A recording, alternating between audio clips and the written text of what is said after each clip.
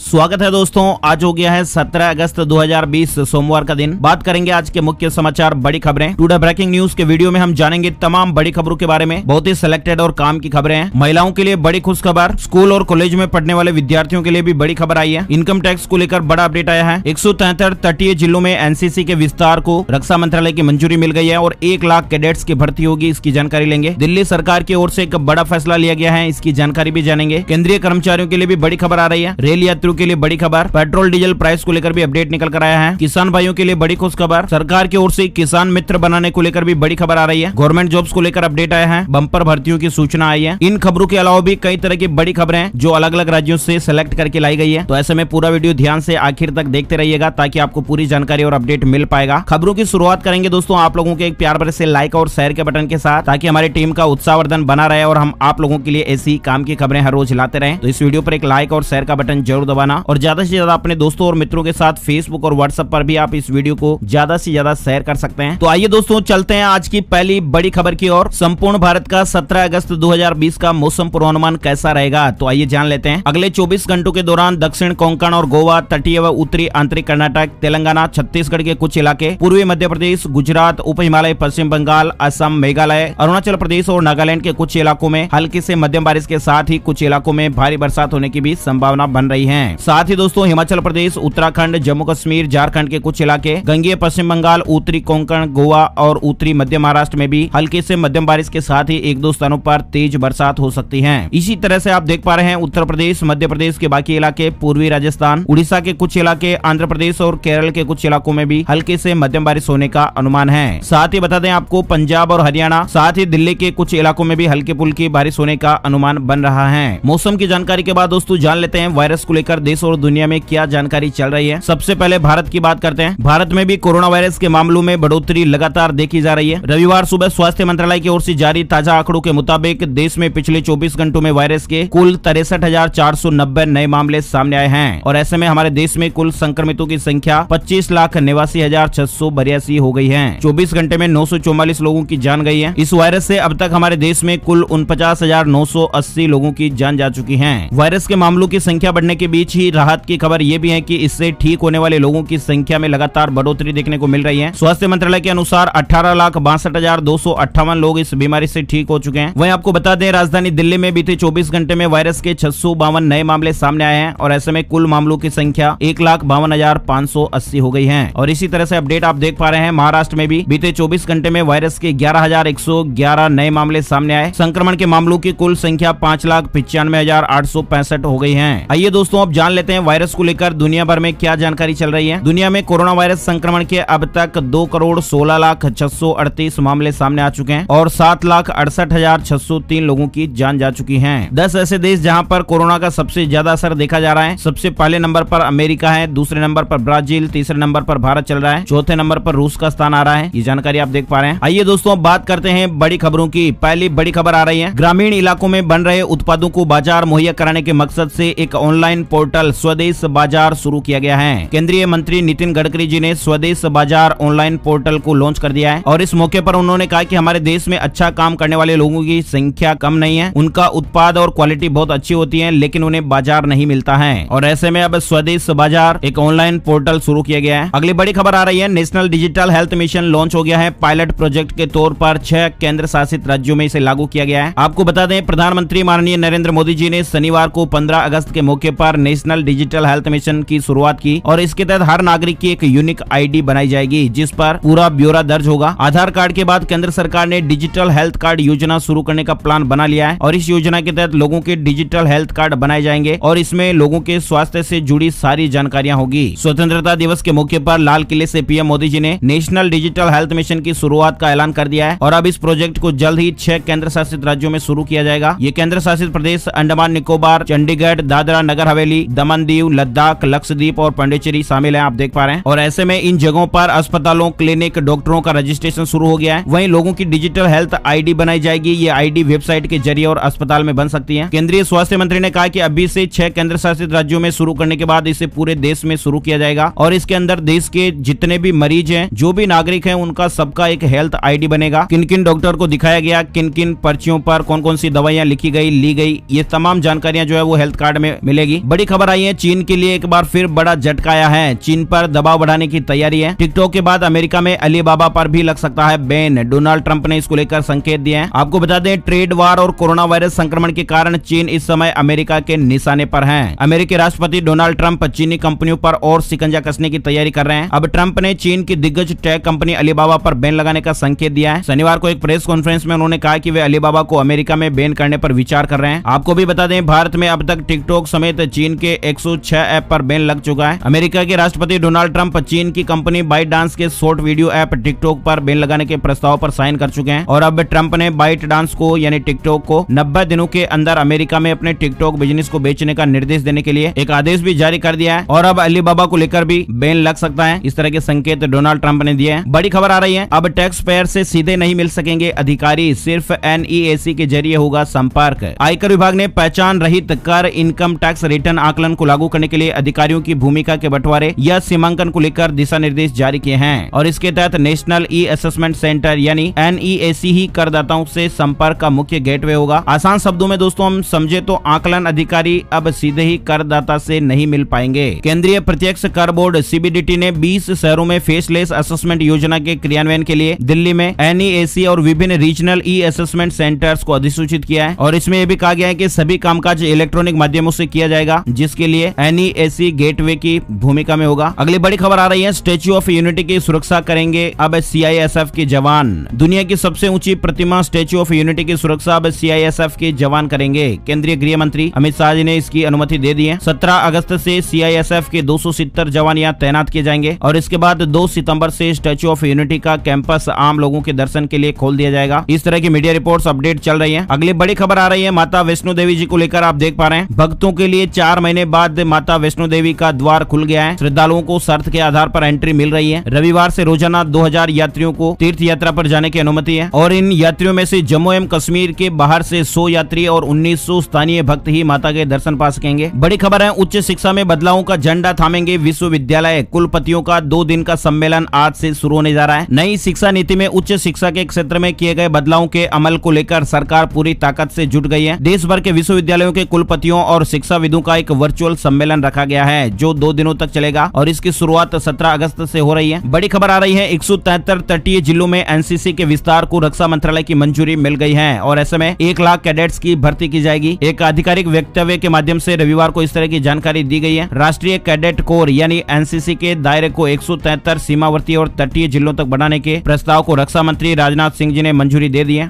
बड़ी खबर आ रही है, राजधानी दिल्ली को लेकर दिल्ली सरकार का बड़ा फैसला, मुहर्रम जुलूस और सार्वजनिक गणेश मूर्ति स्थापना पर रोक लगाई गई है। राष्ट्रीय राजधानी दिल्ली में वायरस के मामलों में लगातार बढ़ोतरी देखने को मिल रही है और यही वजह है कि दिल्ली सरकार ने वायरस महामारी को ध्यान में रखते हुए दिल्ली में मुहर्रम के दौरान ताजिया निकालने पर पाबंदी लगा दी है और इसके साथ ही दिल्ली सरकार के आपदा प्रबंधन प्राधिकरण ने गणेश चतुर्थी पर्व पर भी भगवान गणेश की सार्वजनिक मूर्ति स्थापना या पंडाल बनाने पर रोक लगा दी है। अगली बड़ी खबर अपडेट देख सकते हैं, कनाडा सरकार के 9000 से ज्यादा अकाउंट्स के यूजर नेम और पासवर्ड चोरी हुए हैं। अधिकारियों ने बताया कि कनाडा में ऑनलाइन सरकारी सेवाओं के यूजर अकाउंट्स को हाल ही में साइबर अटैक के दौरान हैक कर लिया गया। हालांकि अब उन्हें ठीक कर लिया गया है, लेकिन फिर भी बदमाशों की आप करतूत देख सकते हैं। वही दोस्तों बड़ी खबर आ रही है, केंद्रीय कर्मचारियों के लिए खबर है, बदलने जा रहा है रिटायरमेंट के बाद कॉन्ट्रैक्ट पर नियुक्ति का नियम। वित्त मंत्रालय अब उन सरकारी कर्मचारियों की सैलरी रेगुलेट करने के नॉर्म्स पर काम कर रहा है जिन्हें रिटायरमेंट के बाद कॉन्ट्रैक्ट पर रखा गया है। इसमें नॉमिनेशन आधारित नियुक्तियों को न्यूनतम रखने का प्रस्ताव है। 13 अगस्त को जारी एक मेमोरेंडम में मंत्रालय के व्यय विभाग ने कहा है कि रिटायरमेंट के बाद कॉन्ट्रैक्ट आधार पर नियुक्त किए जाने वाले कर्मचारियों, जिसमें कंसल्टेंट्स भी शामिल है, इनके लिए कोई यूनिफॉर्म गाइडलाइन नहीं ताकि इन मामलों में सैलरी पेमेंट को रेगुलेट किया जा सके। केंद्रीय कर्मचारियों को रिटायरमेंट के बाद कॉन्ट्रैक्ट पर रखने संबंधित रेगुलेशन को लेकर व्यय विभाग ने एक ड्राफ्ट भी तैयार किया है और अन्य मंत्रालयों व विभागों से इस बारे में 10 दिन के अंदर सुझाव मांगा है। अगली बड़ी खबर आई है, सरकार ने शुरू किए मेडिकल के 8 नए डिप्लोमा पाठ्यक्रम। वायरस महामारी के संकट काल में देश के सुदूरवर्ती तथा ग्रामीण क्षेत्रों में मेडिकल विशेषज्ञों की भारी कमी को देखते हुए केंद्र सरकार ने मेडिकल की अलग अलग विधाओं के 8 नए डिप्लोमा पाठ्यक्रम शुरू करने की मंजूरी दी है। केंद्रीय स्वास्थ्य एवं परिवार कल्याण मंत्रालय ने रविवार को ये जानकारी दी और बताया कि इस संबंध में कुछ दिन पहले ही अधिसूचना जारी की गई है। डिटेल जानकारी आप यहाँ पर देख सकते हैं। बड़ी खबर आ रही है, इंडियन रेलवे की नई घोषणा, गुजरात महाराष्ट्र के बीच चलेंगी स्पेशल ट्रेनें। मध्य और पश्चिम रेलवे के समन्वय से विशेष ट्रेनों का संचालन किया जाएगा। ये स्पेशल ट्रेनें पूरी तरह से आरक्षित और कोरोना संबंधी दिशा निर्देशों का पालन जरूरी होगा। साथ ही महाराष्ट्र और गुजरात के बीच चलने वाली इन विशेष ट्रेनों का किराया भी विशेष होगा। गणेश महोत्सव के चलते मुसाफिरों की बढ़ने वाली भीड़ को देखते हुए रेलवे ने पश्चिम रेलवे और मध्य रेलवे के साथ समन्वय में अतिरिक्त गणपति स्पेशल ट्रेनें चलाने का फैसला लिया है। ये विशेष रेलगाड़ियां महाराष्ट्र और गुजरात के बीच चलाई जाएगी। ये सभी ट्रेनें पूरी तरह आरक्षित होंगी और पूर्व में रिजर्वेशन कराना जरूरी होगा। रेलवे की ताजा घोषणा के मुताबिक गणपति महोत्सव को देखते हुए गुजरात के अहमदाबाद, बड़ोदरा से रत्नागिरी, कुडाल, सावंतवाड़ी रेलवे स्टेशनों के बीच रेलगाड़ियों का संचालन किया जाएगा। इसको लेकर ये जानकारी और आप यहाँ पर देख सकते हैं। ट्रेनों की बुकिंग 17 अगस्त से शुरू होगी। अगली बड़ी खबर आ रही है महंगाई को लेकर अपडेट। पेट्रोल की कीमतों में हुआ इजाफा। दिल्ली में 14 पैसे प्रति लीटर की बढ़ोतरी के साथ 80 रुपए 57 पैसे प्रति लीटर पर पेट्रोल पहुंच गया। हालांकि आपको मालूम है कि रोजाना सुबह 6 बजे पेट्रोल डीजल के रेट तय होते हैं। डीजल के दामों में कोई इजाफा नहीं हुआ। 73 रुपए 56 पैसे प्रति लीटर में बिक रहा था। रविवार के ये भाव थे। अगली बड़ी खबर दोस्तों, अंतरिक्ष में नया इतिहास बनाने की तैयारी। इसरो की मदद से स्काई रूट करने जा रही करिश्मा।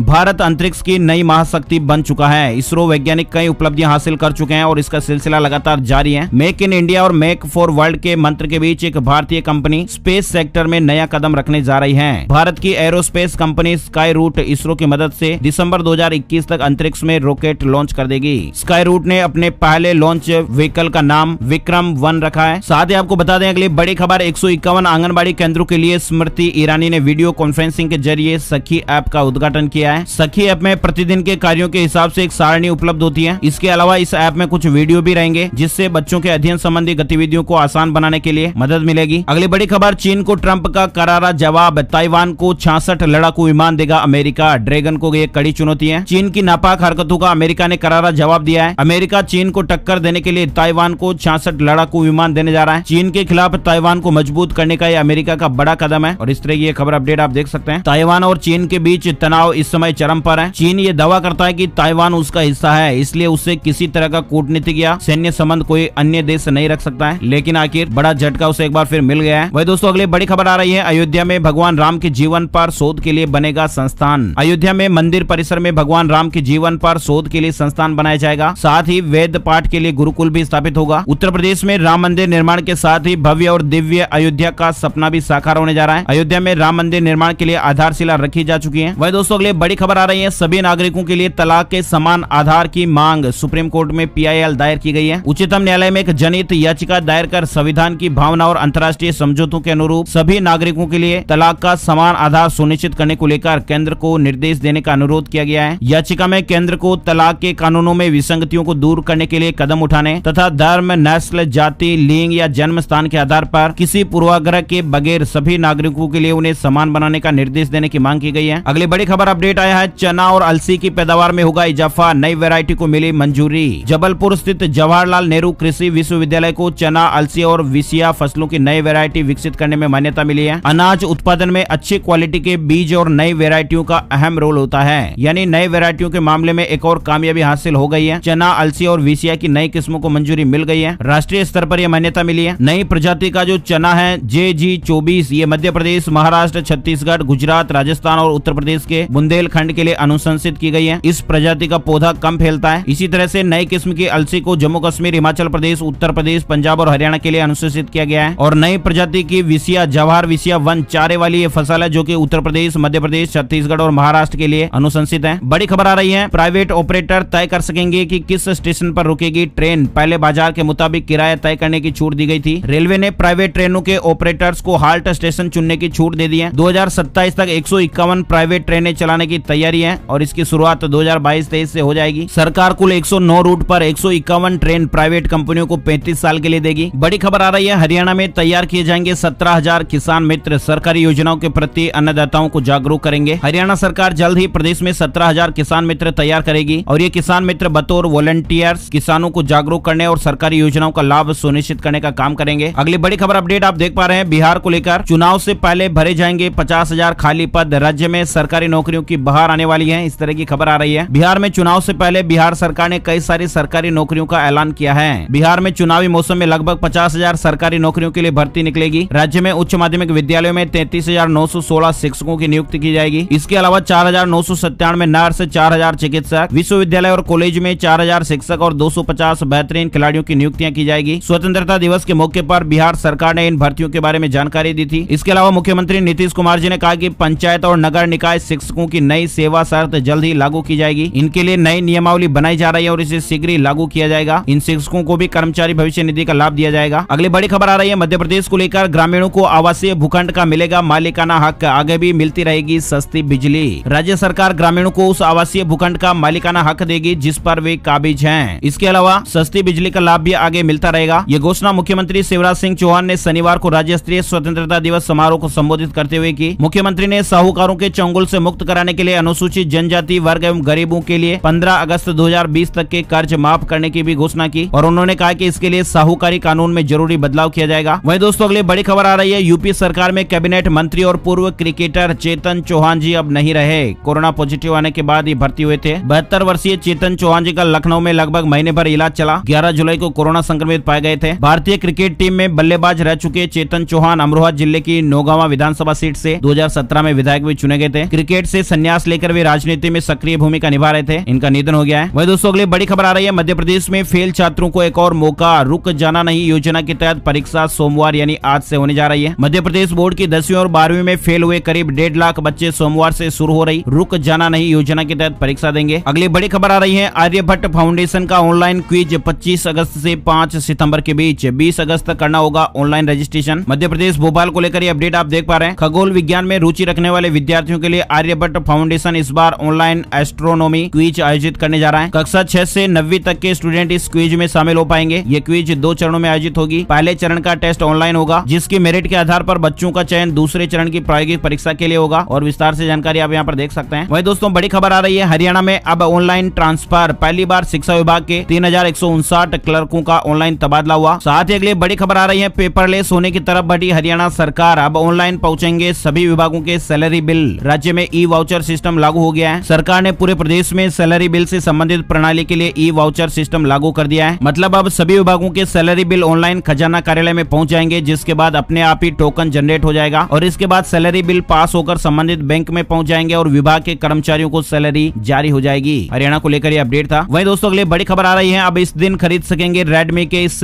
5020 mAh बैटरी वाले फोन को। इसमें 4 कैमरे मिलेंगे। अगर आप भी Xiaomi के Redmi Note 9 Pro खरीदने का प्लान कर रहे हैं और फ्लैश सेल होने की वजह से अभी तक इसे खरीद नहीं पाए हैं, तो ये फोन Redmi Note 9 Pro को अब 18 अगस्त को सेल के लिए उपलब्ध कराया जाएगा। वहीं दोस्तों अगली बड़ी खबर आ रही है, राजस्थान को लेकर पायलट मामले में कांग्रेस ने 3 सदस्यीय कमेटी का गठन किया है। राजस्थान का सियासी संकट खत्म होने के बाद अखिल भारतीय कांग्रेस कमेटी ने पूर्व डिप्टी सीएम सचिन पायलट के मामले में 3 सदस्यीय कमेटी का गठन किया है, जिसमें अहमद पटेल, केसी वेणुगोपाल और अजय माकन शामिल है। और ये कमेटी पायलट और उनके समर्थक विधायकों की मांगों पर हाईकमान को रिपोर्ट देगी। साथ ही राजस्थान को लेकर एक और अपडेट है, सचिन पायलट की वापसी के बाद राजस्थान कांग्रेस में बदलाव। पार्टी अध्यक्ष सोनिया गांधी ने अजय माकन को राजस्थान का प्रभारी महासचिव नियुक्त किया है। अभी तक ये जिम्मेदारी अविनाश पांडे संभाल रहे थे। बड़ी खबर आ रही है, सिंगापुर सरकार ने आईसीआईसीआई बैंक में बढ़ाई हिस्सेदारी। पहले ये 2.12% थी, अब बढ़कर 13.2% हो गई है। वही दोस्तों बड़ी खबर आ रही है, बिहार को लेकर ड्यूटी के दौरान कोरोना से जान चले जाने पर डाक विभाग के कर्मचारियों को मिलेगा 10 लाख रुपए का मुआवजा। इसके साथ ही संक्रमित कर्मचारियों को मेडिकल सुविधा भी दी जाएगी। आगे बढ़ते दोस्तों अगली बड़ी खबर आई है, सोने को लेकर, गोल्ड को लेकर। सोना 67,000 रुपए प्रति 10 ग्राम के स्तर को छू सकता है, इस तरह की खबर आ रही है। गहरे संकट में काम आने वाली संपत्ति सोना। जहां मौजूदा कठिन वैश्विक परिस्थितियों में ये धारणा एक बार फिर से सही साबित हो रही है। वायरस महामारी और भू राजनीतिक संकट के बीच सोना एक बार फिर से रिकॉर्ड बना रहा है, यानी अन्य संपत्तियों की तुलना में निवेशकों के लिए निवेश का बेहतर विकल्प साबित हुआ है। विश्लेषकों का यह मानना है कि उतार चढ़ाव के बीच सोना अभी कम से कम 1 से 1.5 साल तक ऊंचे स्तर पर बना रहेगा। साथ ही ये भी खबर आ रही है कि कोरोना वैक्सीन की सफलता पर सोने का भविष्य टिका हुआ है। और इसके अलावा ये भी खबर आ रही है कि दिवाली तक सोने में 10 से 15% तक उछाल देखने को मिल सकता है। Delhi Boolean and jewellers welfare association के अध्यक्ष विमल गोयल का भी ये मानना है कि कम से कम 1 साल तक ये सोना उच्चतर स्तर पर ही रहेगा। अभी अनुमान है, मार्केट की क्या स्थिति रहती है, कुछ भी सही तरीके से तो नहीं कहा जा सकता, लेकिन जो अनुभवी लोग हैं उनके अनुमान के आधार पर ये अपडेट आप देख पा रहे हैं। तो दोस्तों आज के वीडियो में फिलहाल बस इतनी ही खबरें। उम्मीद आपको वीडियो अच्छा लगा होगा। लाइक और शेयर जरूर करें, लाल वाला सब्सक्राइब का बटन भी दबा दें ताकि आपके मोबाइल पर इसी काम की खबरों का वीडियो आपको हर रोज मिलता रहेगा। आपका बहुत बहुत धन्यवाद। जय हिंद, जय भारत, वंदे मातरम।